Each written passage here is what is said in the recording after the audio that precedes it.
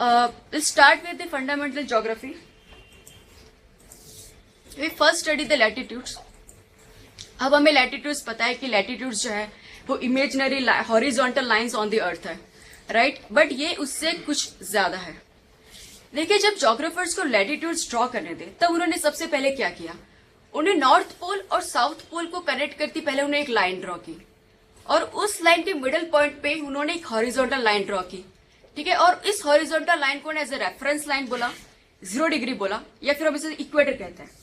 उस लाइन बनाने के बाद इस लाइन से जो भी एंगल बनता है उस एंगल बनाने वाले लैटिट्यूड को वो डिग्री दी गई. यानी अगर इक्वेटर से कोई लाइन जो है 15 डिग्री बनाती है तो उसे 15 डिग्री लैटिट्यूड कहा जाता है. अगर कोई लाइन लैटिट्यूड से 45 डिग्री एंगल बनाती है तो उसे 45 डिग्री लैटिट्यूड कहा जाता है. और सेम एज अगर ये 90 डिग्री राइट एंगल बनाती है तो उसे पोल, नॉर्दर्न पोल या सदर्न पोल की लाइन बोली जाती है. It's just a point. यानी लैटिट्यूड की डेफिनेशन क्या हुई? लैटिट्यूड की डेफिनेशन ये है the angular distance from a place, angular distance of a place from the equator, right? यानी इक्वेटर है वही रेफरेंस लाइन है और वहां से जो भी कोई लाइन एंगुलर डिस्टेंस बनाती है उसी को हम लैटिट्यूड्स कहते हैं. अब ये देख सकते हैं कि सारे लैटिट्यूड्स जो है वो कॉन्सेंट्रिक सर्कल है. कॉन्सेंट्रिक सर्कल होना यानी सारे सर्कल का एक ही सेंटर होना. अब ये सारे अगर हम लैटिट्यूड्स अगर हम देखें तो उनके सारे सेंटर यहाँ पे इस लाइन पर आएंगे.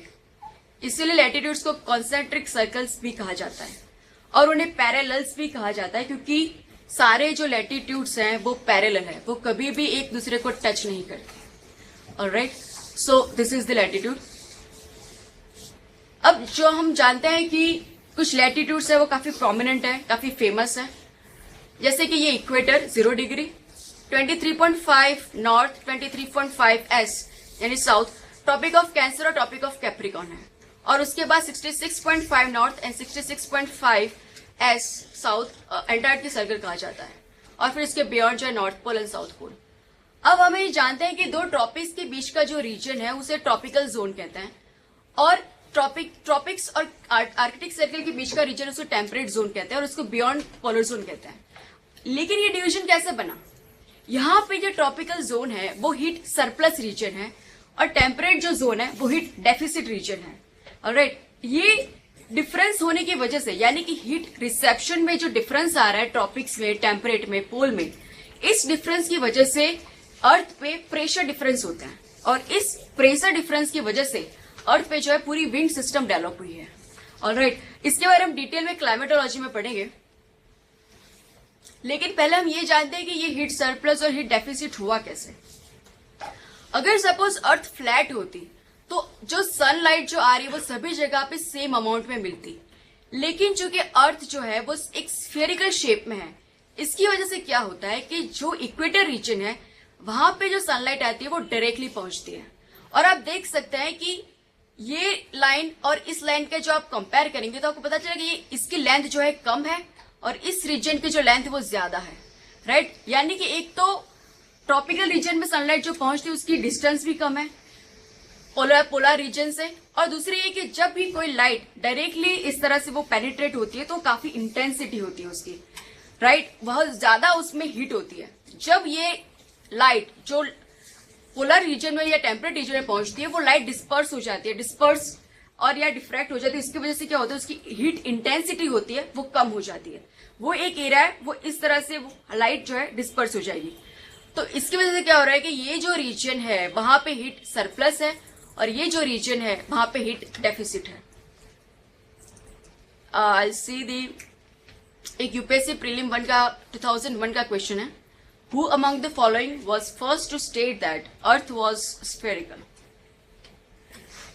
A. Aristotle, B. Copernicus, C. Ptolemy, या D. Strabo?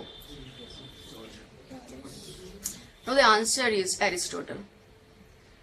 It's a factual question. अब पहले हमने देखा कि अर्थ जो है वो स्फेरिकल है, इसकी वजह से उसमें हीट डेफिसिट और हीट सरप्लस रीजन बन रहा है. एक स्टेप आगे जाते हैं. अर्थ सिर्फ स्फेरिकल नहीं है, अर्थ जो है अपनी एक्सिस पर टिल्टेड भी है.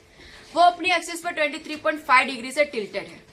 इसकी वजह से दो पोजीशंस जो है वो क्रिएट होती है, दो सिचुएशंस क्रिएट होती हैं.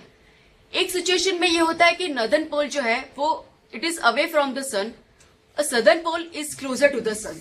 इसकी वजह से ये जो रीजन है वो पूरा हीट सरप्लस रीजन बन जाता है और ये जो रीजन है वो हीट डेफिसिट रीजन बन जाता है, राइट। तो सदर्न हेमिस्फीयर में उस टाइम पे विंटर होगा और सदर्न हेमिस्फीयर उस टाइम पे समर होगा एंड नॉर्दर्न हेमिस्फीयर में उस टाइम पे विंटर होगा। सेम अगर अपोजिट में देखेंगे, जब northern pole is towards the sun and southern pole is away from the sun, तो नॉर्दर्न पोल पे समर होगा और नॉर्दर्न हेमिस्फीयर में समर होगा एंड सदर्न हेमिस्फीयर में विंटर होगा। तो ये दूसरी चीज हुई स्फीयरिटिक, because of the sphericity of the earth deficit, वहां अर्थ पे हीट डेफिसिट और हीट सरप्लस रीजन बनता है। दूसरी चीज यह है कि जब भी अर्थ है जो टिल्टेड है, this is the reason for season on earth, right. Earth पे सीजन क्यों है? क्योंकि अर्थ जो है वो टिल्टेड है। एक स्टेप फर्दर जाते हैं, अर्थ सिर्फ स्फीयर नहीं है और सिर्फ टिल्टेड नहीं है। तीसरी चीज है, अर्थ जो है वो सन के अराउंड इलिप्टिकल पाथ में रिवॉल्व करती है। अर्थ जो है अगर इलिप्टिकल पाथ में रिवॉल्व करती है, उसकी वजह से चार सिचुएशंस क्रिएट होती हैं। अगर वो अगर उसका सर्कुलर पाथ होता अराउंड द सन, तो जो है अर्थ हमेशा सन से इक्वल डिस्टेंस पे रहती, right. But because of this elliptical path, ये जो दो पोजिशंस है वहां अर्थ जो है वो सन से फार्देस्ट होगी, सबसे दूर होगी, और ये दो पोजिशंस है वहां सन के साथ वो इक्वली वो है नजदीक होगी। इसकी वजह से क्या होता है कि जब ये दो पॉइंट्स इलिप्टिकल पाथ के एंड्स पे, ये दो पोजीशंस में अगर हम सिचुएशंस को देखें, तो जो नॉर्दर्न हेमिस्फीयर है वहां पे northern pole is towards the sun and southern pole is away from the sun. यहाँ पे समर है, यहाँ पे विंटर है, लेकिन यहाँ के समर में कोई एक ऐसा दिन होगा जो longest day of the year होगा, यानी इस समर में उनकी डे लेंथ सबसे ज्यादा होगी और इसको हम समर सॉल्स्टिटाइज कहते हैं, राइट। वो लेट जून में आता है। इसके रिवर्स साइड पे अगर हम देखें, जब southern pole is towards the sun and northern pole is away from the sun और यहाँ पे विंटर है और यहाँ पे समर है, तब सदर्न हेमिस्फीयर के समर में एक ऐसा दिन होगा जो longest day of the year होगा, जिसे विंटर सॉल्स्टिटाइज कहते हैं। देखिए अब ये सदर्न हेमिस्फीयर में ये समर में ही लॉन्गेस्ट है, फिर भी उसको विंटर सॉल्स्टिटाइज कहा जाता है। उसका रीजन ये है कि एक तो इस टर्म से उसको डिफरेंशिएट करना है, प्लस हमें रेफरेंस लेते हैं नॉर्दर्न हेमिस्फीयर का। नॉर्दर्न हेमिस्फीयर उस टाइम पे विंटर है, तो इसीलिए ये जो विंटर सॉल्स्टिटाइज हो रहा है वो लेट दिसंबर में हो रहा है, तो इसे हम विंटर सॉल्स्टिटाइज कहते हैं। अब ये दो जो पोजीशंस है जो इक्वल डिस्टेंस पर है सन से, यहाँ पे इक्वल डे और इक्वल नाइट्स होती हैं, तो इसे इक्विनॉक्स कहते हैं। अगर वो स्प्रिंग सीजन में आती है तो स्प्रिंग इक्विनॉक्स कहते हैं, अगर इसे ऑटम सीजन में आती है तो उसे ऑटम इक्विनॉक्स कहते हैं, राइट। ये जो चीज है ये याद रखनी चाहिए, क्योंकि सीडीएस 2014 में ही क्वेश्चन आया था, उसमें टेबल दिया था और एक टेबल ए में लिखा था कि winter solstice, summer solstice, spring equinox and autumn equinox. Table B में ऐसा लिखा था कि जून, दिसंबर, सितंबर, मार्च।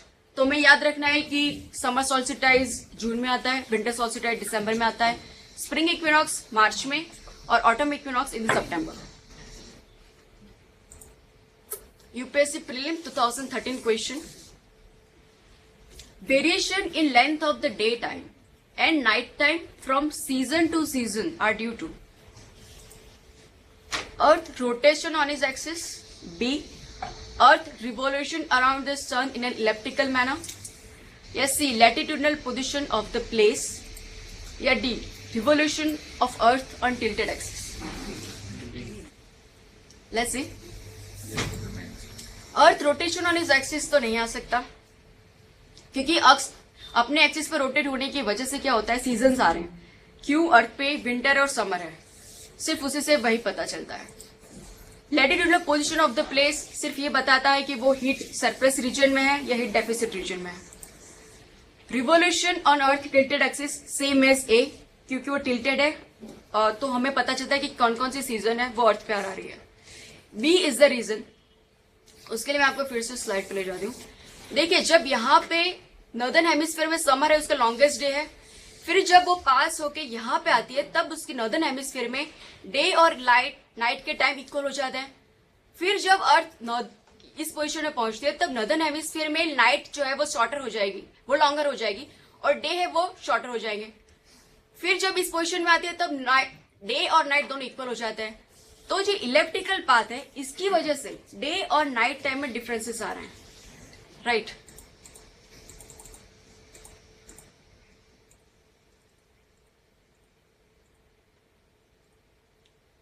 Day light saving in temperate region. हमने पढ़ा कि समर में अगर आता है तो जो डे लेंथ होती है वो ज्यादा हो जाती है, विंटर जब आता है तो डे लाइट जो होती है वो कम हो जाती है। लेकिन ट्रॉपिकल रीजन में ये जो वेरिएशन है वो जल्दी नहीं दिखाई देता। जैसे कि इंडिया में हमारे यहाँ समर में अगर सनसेट 6:30 7 o'clock होता है तो विंटर में शायद 6 o'clock होता है, राइट। तो डिफरेंस जो है सीजन टू सीजन जो वेरिएशन है वो बहुत ही कम है, शायद 1 घंटे या 1.5 घंटे का। लेकिन जब हम ट्रॉपिक से पोलवर्ड्स जाते हैं तब ये जो सीजन टू सीजन डे और नाइट टाइम में जो वेरिएशन आता है वो बढ़ता ही जाता है। जैसे अगर यहाँ पे 1 घंटा है तो 2 घंटा, 3 घंटा, 4 घंटा, इस तरह से जो है वेरिएशन बढ़ता जाता है। इसको मैं अपने खुद के 2 एक्सपीरियंसेस से आपको समझाना चाहती हूँ। एक एक्सपीरियंस है मेरा मॉस्को रशिया में और दूसरा है अलास्का में इन यूएसए। तो मैं मॉस्को गई थी रशिया में when I was in 8th standard. तो जब हम मॉस्को पहुंचे तो मैं स्कूल ट्रिप पे गई थी। तो टीचर्स ने बोला कि जैसे हम होटल पे रुके मॉस्को में तो टीचर्स ने बोला कि you all go to sleep, क्योंकि हमें नेक्स्ट डे पे फ्लाइट कैच करनी है, इस्तांबुल जाना है। तो हम सब रूम में पहुंच गए। मैम ने बोला कि देखो क्लॉक में भी 10 o'clock हो गए, 10 PM रात के सो जाओ। अब रात के 10 बजे, लेकिन हमने खिड़की से देखा it was quite day light like this. अगर हम इंडिया में 4 से 5 बजे होते हैं शाम के, उतनी डे लाइट थी तब रात के 10 बजे। तो हमें काफी सरप्राइज हुआ कि रात के 10 बजे मैम बोल रहे हैं और बाहर तो इतनी सनलाइट है, कैसे सोए जाए, राइट। तो इस रीजन में ये होता है कि जो नाइट उनकी होती है समर में बहुत ही लेट होती है। दूसरा एक्सपीरियंस है अलास्का में, वो तो मैं 2 साल पहले ही गई थी। अलास्का में ये हुआ कि समर में गए थे, पूरी ट्रिप, जब पूरे डे की ट्रिप खत्म हो जाती है होटल पर आते हैं तो जो टूर गाइड्स होते हैं they wish us good night, कल मिलते हैं। लेकिन गुड नाइट जब वो विश करता अजीब लगता था क्योंकि नाइट तो हुई नहीं थी। तभी डे लाइट जो होती है उसी में वो लोग गुड नाइट विश करते हैं। मेरे पूरे 20 डेज के स्टे में अलास्का में मैंने कभी नाइट में वहां पे डार्कनेस नहीं देखी। डे लाइट में सोते थे, डे लाइट में उठते थे, राइट। तो वहां पे इस रीजन में क्या होता है कि रात सिर्फ 4-5 घंटे की होती है और डे लेंथ बहुत ज्यादा होती है। इसका रिवर्स विंटर में होता है कि उनको length of the night is increased, और नाइट टाइम ज्यादा होता है और 4-5 बजे अंधेरा हो जाता है विंटर में। तो ये जो रीजन है टेम्परेट रीजन, वो लोग ने क्या कुछ मैकेनिज्म डेवलप किया है। उन्होंने क्या किया कि जब भी उनका विंटर आता है तब उनको गवर्नमेंट नोटिफाई करती है, और वो लोग भी कुछ हैबिचुअल हो गए होते हैं कि वो जब भी एक डे आता है तब वो अपनी घड़ी जो है वो 1-2 घंटे आगे कर देते हैं, जिस तरह से गवर्नमेंट ने नोटिफाई किया है उस हिसाब से। तो उससे क्या होता है कि उनकी डे की शुरुआत जल्दी हो जाती है, 1-2 घंटे जल्दी। सपोज पहले उनका ऑफिस टाइमिंग जो है 10 to 5 रहता है, तो 2 घंटे आगे करने से क्या होता है कि from 8 o'clock they will start the day, right. Naturally 8 o'clock start हो जाता है। उसकी वजह से क्या होता है कि जब 4-5 बजे जब नाइट हो जाती है तब उनके जो है इलेक्ट्रिसिटी ज्यादा यूज नहीं कर पड़ती, मतलब ऑफिस को कंटिन्यू करने के लिए, वर्किंग आवर्स कंटिन्यू करने के लिए उनको इलेक्ट्रिसिटी जो है कंज्यूम नहीं करनी पड़ती, और जो है उनका मैक्सिमम वर्किंग आवर जो है वो नेचुरल सनलाइट में ही कंप्लीट हो जाता है। तो ये जो मैकेनिज्म है इलेक्ट्रिसिटी को कंजर्व करने का, एनर्जी कंजर्वेशन का, और इसी हिसाब से अपनी घड़ी को 1-2 घंटे आगे करने का जो सिस्टम है उसे डे लाइट सेविंग कहते हैं in temperate regions. Now will study the longitudes. अब जोग्राफर्स ने जब इक्वेटर ड्रॉ करना था तब उन्होंने north pole to south pole line draw करके एक मिडिल पॉइंट पे एक लाइन बना दी और रेफरेंस लाइन मिल गई। लेकिन लैटिट्यूड तो हमने मिल गया, लेकिन लॉन्गिट्यूड्स के लिए कैसे रेफरेंस लाइन मिले, क्योंकि सारे लॉन्गिट्यूड्स हैं उनकी लेंथ सेम है, सारे एक ही तरह के दिखते हैं, तो फिर वहां पे रेफरेंस लाइन कैसे मिलेगी। तो जोग्राफर्स ने यहाँ पे ग्रीनविच एक सिटी है यूके में नियर लंदन, वहां से पास होती लाइन को लॉन्गिट्यूड्स का रेफरेंस लाइन यानी 0 डिग्री लाइन बनाया। अब वहां पे ही क्यों बनाया, ये जो ग्रीनविच प्लेस है वहां पे एक ऑब्जर्वेटरी, ग्रीनविच ऑब्जर्वेटरी, जब ये जोग्राफर्स का कनक्लेव हुआ था जहां पे उन्होंने लैटिट्यूड्स और लॉन्गिट्यूड डिसाइड किए थे, most of the geographers belong to this observatory. Plus ये जो कनक्लेव हुआ था तब जो कॉलोनाइजेशन पीरियड चल रहा था, या फिर हम जिसे इंडस्ट्रियलाइजेशन पीरियड कहते हैं, तो उस टाइम पे UK was the leader of the country, leader of the world, like great Britain was the leader of the world. तो उस टाइम पे इसकी वजह से जो भी रेफरेंस लाइन चूज की गई वो यूके से पास होती हुई, ग्रीनविच से पास होती लाइन चूज की गई। This is the 0 degree. इसे ग्रीनविच मेरिडियन भी कहते हैं, इसे प्राइम मेरिडियन भी कहते हैं। अब ग्रीनविच से यहाँ पे 180 डिग्री वेस्ट की लाइन बना दी, सारे 180 डिग्री सारे लॉन्गिट्यूड्स बना दी। इस ईस्टर्न साइड पे भी सारे 180 डिग्री के लॉन्गिट्यूड्स बना दिए। तो यहाँ पे इसकी अपोजिट में जो लाइन मिलेगी वो होगी 180 degree, exactly opposite to Greenwich meridian. और इस लाइन का भी इंपॉर्टेंस है जिसे हम इंटरनेशनल डेट लाइन कहते हैं। यहाँ पे आप देख सकते हैं this is the Greenwich meridian 0 degree, और उसके एग्जैक्टली अपोजिट में 180 degree Greenwich international date line. अब आप देख सकते हैं कि ये जो लाइन है वो ऐसे जिगजैग है, कोई भी लॉन्गिट्यूड है वो इस तरह से जिगजैग नहीं है, इट्स स्ट्रेट लाइन। ये जो है इंटरनेशनल डेट लाइन क्यों जिगजैग है? क्योंकि इंटरनेशनल डेट लाइन का मीनिंग ये है कि जब भी कोई इसको क्रॉस करता है तब हमें डेट चेंज करनी पड़ती है। जो यहीं से मतलब यहाँ पे आप देख सकते हैं दिस इज द रशिया और यहाँ पे न्यूजीलैंड। तो यहाँ से जो है अर्थ पे जब फर्स्ट सनलाइट होती है, हम ऐसा मानते हैं कि यहीं से हमारे दिन की अर्थ पे शुरुआत होती है। First Jan of any year should be start from here, और फिर यहाँ से वो डे जो है खत्म होता है। अगर इस तरह से यहाँ पे आप देख सकते हैं कि बहुत सारे छोटे छोटे आइलैंड्स हैं, राइट। यहाँ पे आप देख सकते दिस इज द रशिया, ये अलास्का है, ये कनाडा है, और ये है USA. Alaska is the 50th state of the USA. यहाँ पे आप देख सकते हैं कि यूएसए यहाँ पे, लेकिन अलास्का है जो है वो यहाँ पे है। वो पहले रशिया का पार्ट था लेकिन यूएसए ने उसे खरीद लिया था। यहाँ पे जो आइलैंड है उसे अल्यूशियन आइलैंड्स कहते हैं। यहाँ पे जो आइलैंड्स हैं उसे पैसिफिक आइलैंड्स कहते हैं। ये जो आइलैंड्स है उसे 3 पार्ट्स में डिवाइड किया गया है, माइक्रोनेशिया, मेलानेशिया एंड पॉलिनेशिया। ये आइलैंड्स को आपको स्टडी करना चाहिए क्योंकि ये जो आइलैंड्स है वो अभी काफी न्यूज में है। पहले जो थे ये आइलैंड काफी निग्लेक्टेड थे, लेकिन जब क्लाइमेट चेंज के जो सारे नेगोशिएशन हो रहे हैं तो उसमें ये कंट्रीज काफी वोकल हो गए हैं। ऑब्वियसली क्योंकि अगर सी लेवल राइज होगा तो सबसे ज्यादा डैमेज इन कंट्रीज को भुगतना पड़ेगा, राइट। इन जो ये सारे जो आइलैंड्स हैं उसके आप पॉलिटिकल मैप खोलेंगे तो आपको पता चलेगा कि काफी सारे आइलैंड्स जो हैं वो आज यूके, यूएसए, फ्रांस और न्यूजीलैंड के अंडर में है, राइट। उनकी वो ओवरसीज टेरिटरी है। यहाँ पे एक आइलैंड है जो 2014 में काफी न्यूज में रहा था, वो है मार्शल आइलैंड।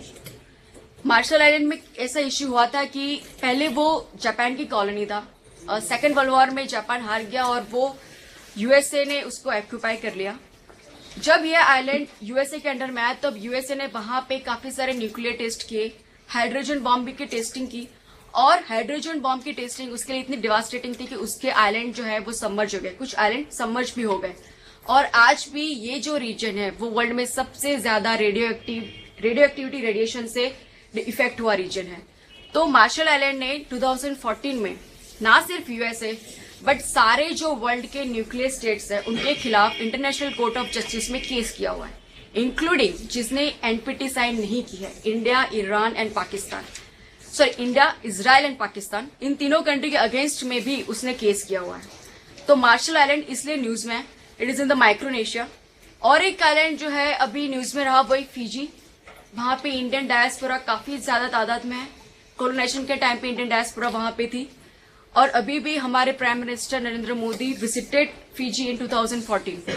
तो देखिए उनकी लोकेशन, सारे आइलैंड्स के आप उनके लोकेशंस देखिए, right. This region is in the news. तो मैं ये कहना चाहती थी कि छोटे छोटे आइलैंड्स के ऊपर से अगर इंटरनेशनल डेटलाइन पास हो रही होगी तो क्या होगा कि एक ही कंट्री में 2-2 डेट्स हो जाएंगी और उसको मैनेज करना काफी डिफिकल्ट हो जाएगा, राइट। और ये सारी कंट्रीज है वो बहुत ही छोटे छोटे डिस्पर्स आइलैंड्स हैं। तो इसलिए ज्योग्राफर से ये डिसाइड किया कि हमें जो है इंटरनेशनल डेटलाइन सिर्फ वाटर बॉडी से पास होनी चाहिए, ना ही किसी लैंड से, राइट। ताकि जो लैंड पे रहने वाले लोगों को कोई परेशानी ना हो, सिर्फ जो ओशन फेयरिंग वेसल्स है या एयरलाइंस है उन्हीं को सिर्फ डेट चेंज करनी पड़े। इसीलिए जो है ये इंटरनेशनल डेटलाइन वो इस तरह से जिगजैग की गई है कि ताकि कोई सी कंट्री के बीच में से पास ना हो पाए। This is the international dateline. अब मैंने बताया कि जो डेट की शुरुआत होती है वो इस तरह से होती है। अर्थ जो है वो वेस्ट टू ईस्ट मूव करती है, बट सन की मूवमेंट की वजह से हमें अपेरेंटली ऐसा लगता है कि sun is rises from the east and sets in the west, but earth की जो मूवमेंट है वो वेस्ट टू ईस्ट है। तो उसे अपेरेंटली ये होता है कि यहां से हमारी जो है दिन की शुरुआत होती है, यहाँ पे कंप्लीट होती है। अब अर्थ जो है वो रोटेट कर रही है 360 डिग्री, क्योंकि वो स्फीयर है तो 360 डिग्री वो मूव करेगी। अब 360 डिग्री मूव अर्थ जो है वो 24 घंटे में करती है। इसका मतलब ये है कि अर्थ जो है एक घंटे में 15 डिग्री मूव करती है। इसे हम आगे भी ले जा सकते हैं कि अर्थ जो है वो 1 डिग्री 4 मिनट में कंप्लीट करती है, बट हम यहीं तक रखते हैं कि 1 घंटे में जो है अर्थ है 15 डिग्री लॉन्गिट्यूड तक ट्रैवल करती है। मैं एक एग्जाम्पल से आपको समझाना चाहती हूँ। देखिए, यहां से इंटरनेशनल डेटलाइन ऐसे पास हो रही है, ये अलास्का है, ये रशिया है, ये अलास्का है। यहां से इस तरह से इंटरनेशनल डेटलाइन पास हो रही है, ये अलोशन आइलैंड है। अगर यहाँ पे दिन है तो इंटरनेशनल डेटलाइन के वेस्टर्न साइड पे यहाँ पे 31 दिसंबर की मॉर्निंग होगी, लेकिन अलास्का में एक दिन पीछे इंटरनेशनल डेटलाइन के ईस्टर्न साइड पे होगी। इसकी वजह से एक दिन पीछे यहाँ पे 30 दिसंबर की मॉर्निंग होगी, राइट। इसलिए अगर यहाँ पे रशिया में वो लोग 30 दिसंबर की नाइट को अगर न्यू ईयर पार्टी सेलिब्रेट कर रहे हैं तो अलास्कन पीपल नहीं सेलिब्रेट कर सकते, क्योंकि वो अभी भी 30 दिसंबर में है। लेकिन अगर उनको भी अगर ये पार्टी एंजॉय करनी है तो वो इंटरनेशनल डेटलाइन को वेस्टर्न साइड पे क्रॉस करके रशिया आ जाएंगे और वो लोग भी जो है वो न्यू ईयर पार्टी सेलिब्रेट करेंगे, राइट। और फिर जब रशिया में पूरा अर्थ जो है 360 डिग्री कवर कर देगी और रशिया में जब 1 जनवरी आ जाएगी तब रशियन पीपल जो है वो भी अलास्का जा पाएंगे, क्योंकि वहां पे 31 दिसंबर चल रही होगी, वहां पे न्यू ईयर पार्टी चल रही हो, वहां पे फिर वो लोग न्यू ईयर पार्टी सेलिब्रेट करके वापस आ सकते हैं। बट दोनों कंट्री के बीच में इतने अच्छे रिलेशंस भी नहीं है। Alaska is part of US है, तो ऐसा जंपिंग कर पाए। इससे हमें ये पता चलता है कि वेस्टर्न साइड अगर ये जो इंटरनेशनल डेटलाइन है इससे हम वेस्टर्न साइड जाएंगे तो हमें एक दिन है जो वो लॉस होगा, ईस्टर्न साइड पे जाएंगे तो एक दिन हमें गेन होगा। ऑब्वियसली अगर यहाँ पे आप देखें रशियन 31 मॉर्निंग से अगर यहाँ पे जाते हैं तो 30 दिसंबर है, मतलब वो तो 30 दिसंबर है, वो जी चुके हैं पूरा दिन, राइट। इसलिए उनके लिए वो एक गेन है। लेकिन अलास्का के पीपल अगर रशिया में जाएंगे तो उनके लिए तो पूरा 30 दिसंबर का दिन ही उनके लाइफ में से चला जाएगा, राइट। तो this is the loss of 1 day standard time. अभी हमने ये तो डिसाइड कर लिया इंटरनेशनल डेटलाइन से कि डेट कैसे पूरी इंटरनेशनली मैनेज होती है, लेकिन इंटरनेशनली टाइम कैसे मैनेज होता है तो वो ग्रीनविच मेरिडियन से होता है। ज्योग्राफर से ये डिसाइड किया कि हर एक कंट्री को 2 स्टेप्स फॉलो करने होंगे। एक स्टेप ये कि जो भी कंट्री जितने लॉन्गिट्यूड के बीच में आ रही है उस सारे लॉन्गिट्यूड्स में कोई एक लॉन्गिट्यूड है वो कोई कंट्री चूज कर ले और उसे अपना स्टैंडर्ड मेरिडियन बनाए, ठीक है। फिर हम क्या करेंगे कि जो ग्रीनविच मेरिडियन है और वो जो स्टैंडर्ड मेरिडियन है उसका हम डिफरेंस फाइंड करके कैलकुलेट करके ये डिसाइड कर लेंगे कि उस कंट्री का क्या टाइम होना चाहिए। For example I am taking example of India. India जो है 68 degree east to 97 degree east के बीच में जो है लोकेटेड है। इंडिया ने यहां से मिडल से यहाँ पे इलाहाबाद है, नियर इलाहाबाद से पास होती एक लाइन को इंडिया ने 82.5 डिग्री ईस्ट को इंडिया ने अपने इंडियन स्टैंडर्ड टाइम डिक्लेयर किया है। अब ये होता है कि हमें डिफरेंस फाइंड करना है from Greenwich to 82.5 degree east. Greenwich 0 degree पर है और इंडिया का स्टैंडर्ड टाइम 82.5 डिग्री है। हमने पहले देखा कि 15 degree to 1 hour 15 degree move करने के लिए 1 घंटा लगता है, तो 82.5 डिग्री करने के लिए 5.5 आवर्स। और इंडिया जो है ईस्टर्न साइड पे है, ये ईस्टर्न लॉन्गिट्यूड है, यानी इंडिया में जो है सनराइज ग्रीनविच मेरिडियन से पहले होता है, राइट। इसीलिए हमें वहां से जो भी टाइम है ग्रीनविच मेरिडियन का उससे हम 5.5 आवर्स ऐड करने हैं। इसलिए अगर ग्रीनविच मेरिडियन पे 12 बजे होंगे, सॉरी, तो वहां पे हमारे यहाँ 5.5 यानी 5:30 PM हुए होंगे। चाय बागान टाइम इश्यू। अब ये एक ऐसा इश्यू है कि ब्रिटिशर्स जब इंडिया में थे तब उन्होंने जब 150 ईयर्स अगो उन्होंने जो हमारा नॉर्थ ईस्टर्न रीजन है वहां के लिए एक अलग टाइम जोन किया था, जिसे चाय बागान टाइम जोन कहते हैं। चाय बागान नाम से पता चलता है it is for the T planters. जब नॉर्थ ईस्ट इंडिया में जब यूरोपियन टी प्लांटर्स थे, राइट, तो उसके लिए ये अलग टाइम जोन था। ये अलग टाइम जोन क्यों था? उसका रीजन ये है कि जो हमारा ये जो स्टैंडर्ड मेरिडियन है और ये जो नॉर्थ ईस्टर्न स्टेट्स हैं, यहाँ पे जो टाइम डिफरेंस आ रहा है, यहाँ पे अगर सनराइज हो रही है और यहाँ पे सनराइज हो रही है, तो ये जो टाइम डिफरेंस है अराउंड 1 आवर है। और नॉर्थ ईस्टर्न स्टेट से अगर गुजरात का देखें तो अराउंड 2.5 आवर्स का डिफरेंस है। तो टी प्लांटर्स, उन यूरोपियन टी प्लांटर्स की कन्वीनियंस के लिए ब्रिटिश गवर्नमेंट ने उस टाइम पे उनका अलग एक टाइम जोन चाय बागान टाइम जोन बनाया था, जो इंडियन स्टैंडर्ड टाइम से 1 घंटे आगे था, लेकिन जब इंडिया इंडिपेंडेंट हुआ तब गवर्नमेंट ने इस आइडिया को रिजेक्ट कर दिया और पूरे इंडिया को एक ही टाइम जोन में ला दिया। उसके पीछे भी वैलिड रीजन था, क्योंकि उस टाइम पे हमारे इंडिया में इतनी कम्युनिकेशन लाइंस बनी हुई नहीं थी, इतनी ट्रांसपोर्टेशन लाइंस नहीं थी, काफी इलिटरेसी और पॉवर्टी थी, तो वो एडमिनिस्ट्रेटिव काफी चैलेंजिंग हो जाता अलग अलग टाइम जोन में डील करने का। तो उस टाइम पे इंडियन गवर्नमेंट रिजेक्ट कर दिया। लेकिन 2000 के अराउंड में फिर से इन स्टेट्स में अलग टाइम जोन की डिमांड हुई। इसे 2007 में department of science and technology ने एक फिजिबिलिटी स्टडी की कि अलग से अगर टाइम जोन अगर हम करते हैं तो इज इट फिजिबल और not.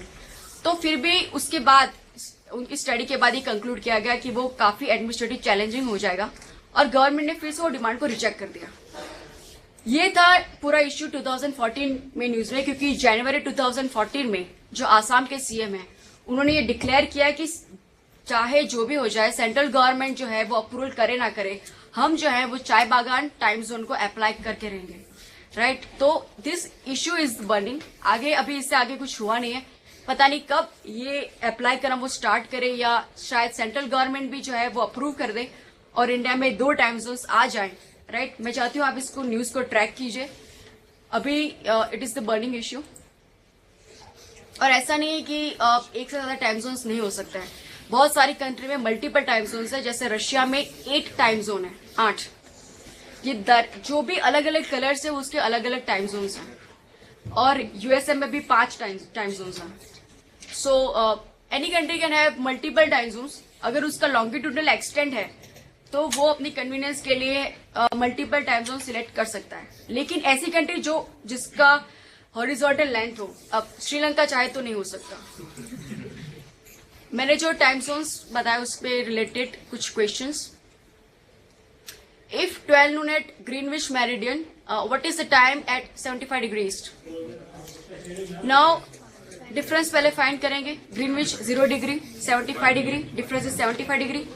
15 degree is to 1 hour, तो 75 डिग्री 5 आवर्स, राइट। अब ये जो है ईस्टर्न साइड पर है तो हमें ऐड करना है 12 + 5 5 PM। एक वेस्टर्न साइड का एग्जांपल लेते हैं। If 12 noon at GMT, what is the time at 30 degree west? Difference is 30. Yeah, very smart people. 15 degree to 1, 30 degree to us. We'll minus them. 12 minus 2, 10 M. Now, a tricky question. Now, that is not so easy. If it is 10 AM in Indian Standard Time, then what would be the local time at Shillong on 92 degree east longitude? 9.30 AM, 10.30 AM, 12.22 AM और 9.22 AM। ठीक है, मैं इसके लिए hint देती हूँ कि अब ये जो है इंडियन स्टैंडर्ड टाइम है, राइट। तो उससे रेफरेंस से पहले हम ग्रीनविच मेरिडियन का टाइम फाइंड करेंगे और ग्रीनविच मेरिडियन के टाइम से हम 92 डिग्री ईस्ट का डिफरेंस फाइंड करके कैलकुलेट करेंगे। ये मैं चाहती हूँ आप खुद ही कैलकुलेट कीजिए when you go home. The answer will be B. मैं यहाँ से कुछ मैप बेस्ड एक्सरसाइज आपको करवाना चाहती हूँ। मेरे हर एक लेक्चर में कुछ ना कुछ लोकेशंस मैप बेस्ड क्वेश्चंस मैं ऐड करूंगी ताकि एक फाउंडेशन क्रिएट होता जाए जब मैं वर्ल्ड ज्योग्राफी लूंगी, राइट। तो थोड़ी थोड़ी जो है आप अभी से एटलास से प्लेसेस से थोड़े फैमिलियर होते जाएं, इसलिए मैं सारे मेरे लेक्चर्स में कुछ ना कुछ एटलास बेस्ड क्वेश्चंस होंगे। ये उसका फर्स्ट एग्जाम्पल है, प्रीलिम 2006 क्वेश्चन। इससे आपको ये भी पता चलेगा कि प्रीलिम में कैसे कैसे लोकेशन बेस्ड क्वेश्चंस आ सकते हैं। ये क्वेश्चन है, इसमें पूछा गया है कि through which one of the following groups of countries does equator pass.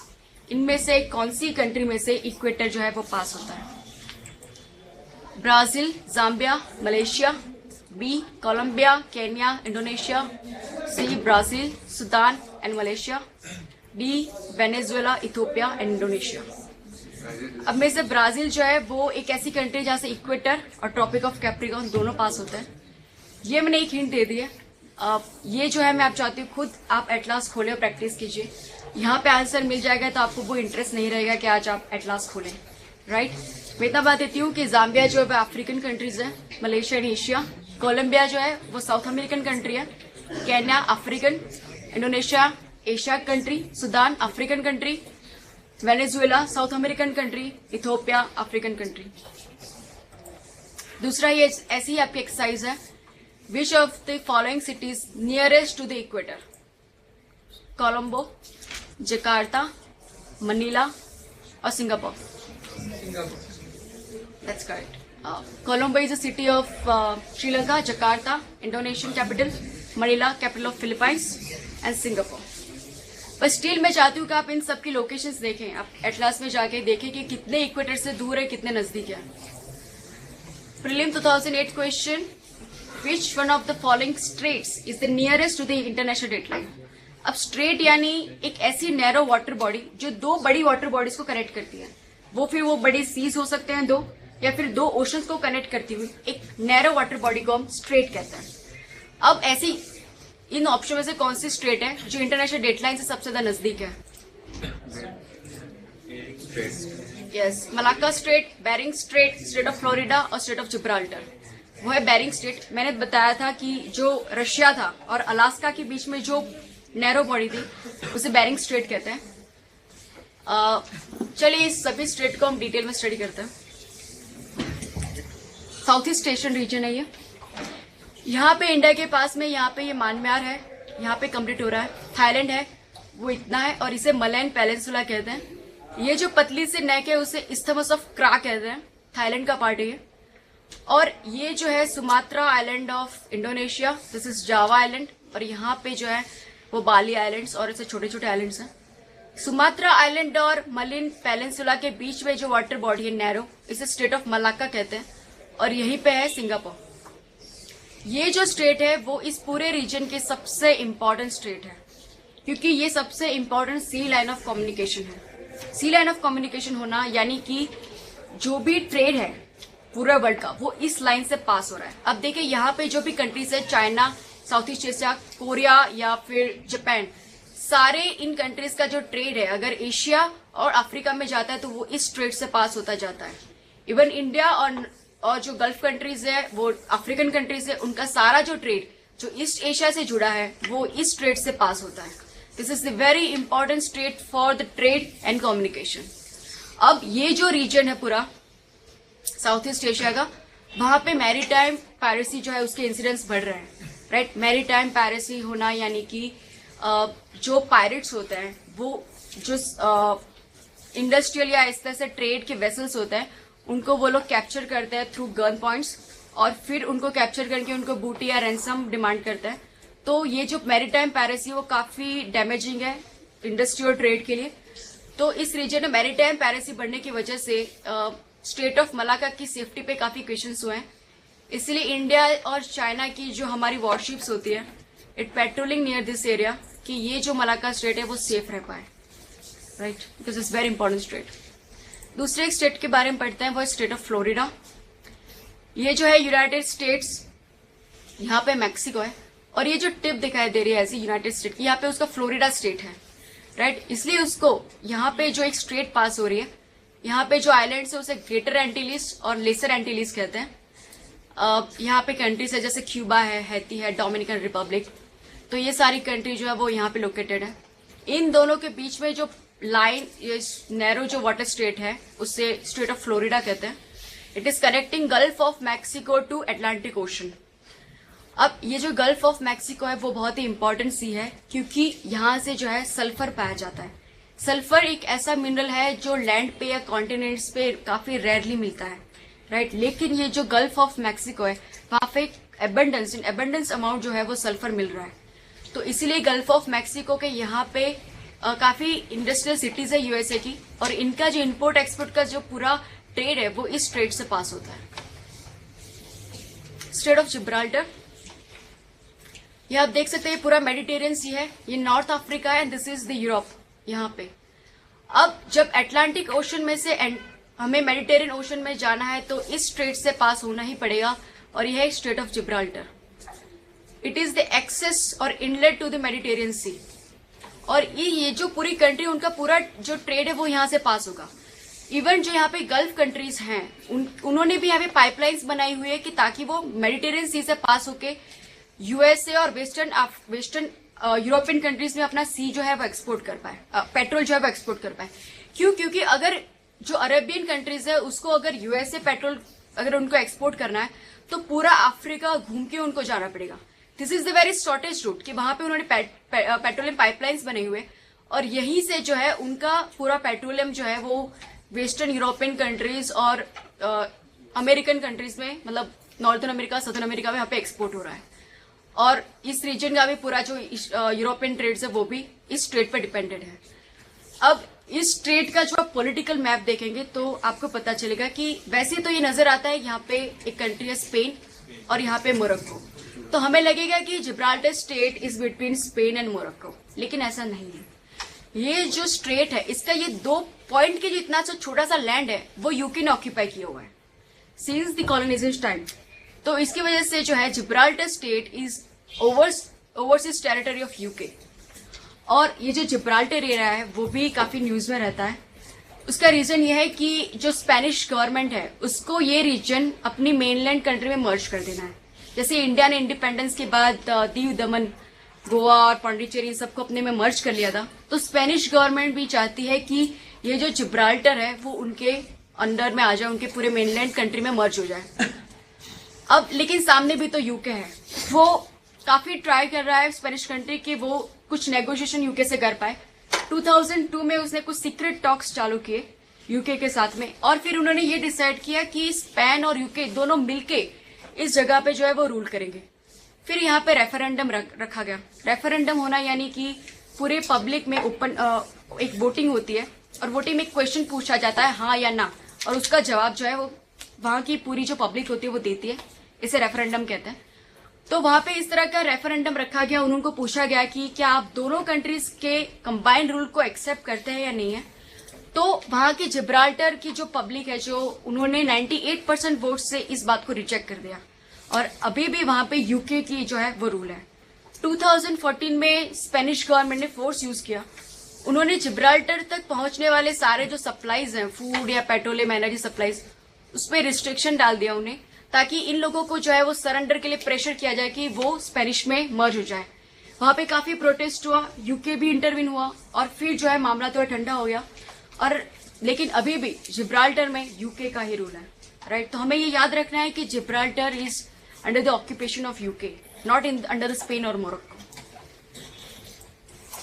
UPSC question prelim 2009, consider the following countries. One is the Australia, second is the Namibia, third is the Brazil, fourth is Chile. Through which of the above does the Tropic of Capricorn pass? मैंने बताया था कि Brazil एक ऐसी country है जो जहां से कैप्रिकॉन और इक्वेटर दोनों पास होता है। बट क्वेश्चन के ऑप्शंस हमें पहले स्टडी करने चाहिए। Only 1, 2, 3 and 4, 1, 2 and 3 and 1, 2, 3, 4, all of them.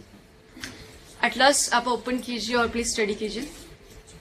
आज हमने क्या पढ़ा? कुछ फंडामेंटल्स पढ़े हमने, longitudes, latitudes, reason for season on earth, right, time zones के बारे में पढ़ा। कुछ सेल्फ स्टडी मैं आपको दे रही हूँ। अगर आप अब देखिए, एनसीईआरटी जो है वो फंडामेंटल है हमारा, वो किसी भी कीमत में उसको स्किप नहीं करना चाहिए। 8 to 12 स्टैंडर्ड ज्योग्राफी हमें एनसीईआरटी, पुरानी एनसीईआरटी पढ़नी ही है, उसके सब्स्टिट्यूट कोई नहीं हो सकता। फाउंडेशन नहीं है तो बिल्डिंग क्रिएट नहीं हो सकती। ये सिर्फ ज्योग्राफी नहीं, हर एक सब्जेक्ट के लिए लागू होता है। ज्योग्राफी के लिए भी आपको एनसीईआरटी स्टडी करनी है। एनसीईआरटी क्लास 6 चैप्टर 2 अगर आप पढ़ेंगे तो ये लॉन्गिट्यूड, लैटिट्यूड और टाइम जोन्स के आप स्टडी कर पाएंगे।